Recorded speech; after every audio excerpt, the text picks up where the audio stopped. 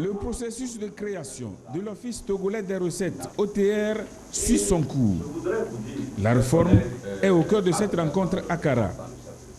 À son auditoire, composé des agents des régies des impôts et de la douane, le ministre de l'économie et des finances a présenté le commissaire général et les autres commissaires de l'OTR déjà recrutés à la suite des appels à candidature. Il s'est en outre étendu sur l'intérêt que revêt une telle réforme. L'OTR va apporter à l'État togolais ce que la Direction générale des impôts et des douanes apportait à l'État. Mais l'objectif poursuivi, c'est d'apporter davantage de ressources. C'est vrai, nous avons fait des réformes depuis 2008 qui nous ont permis de renforcer les capacités de mobilisation des deux régies. Mais nous avons pensé qu'en faisant un pas supplémentaire à travers la mise en place de l'Office togolais des recettes, on va mobiliser davantage pour faire face à la demande sociale.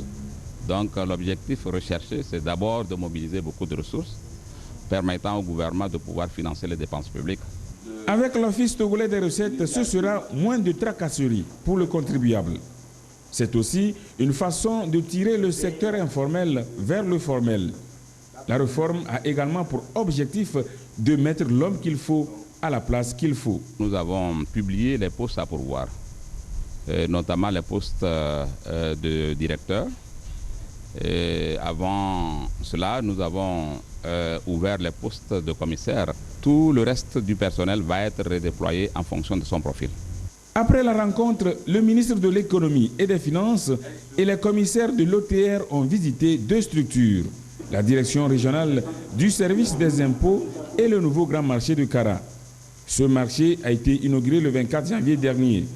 Il sera opérationnel dans quelques jours, le temps pour sa direction d'achever avec les commerçantes et les commerçants les formalités d'occupation.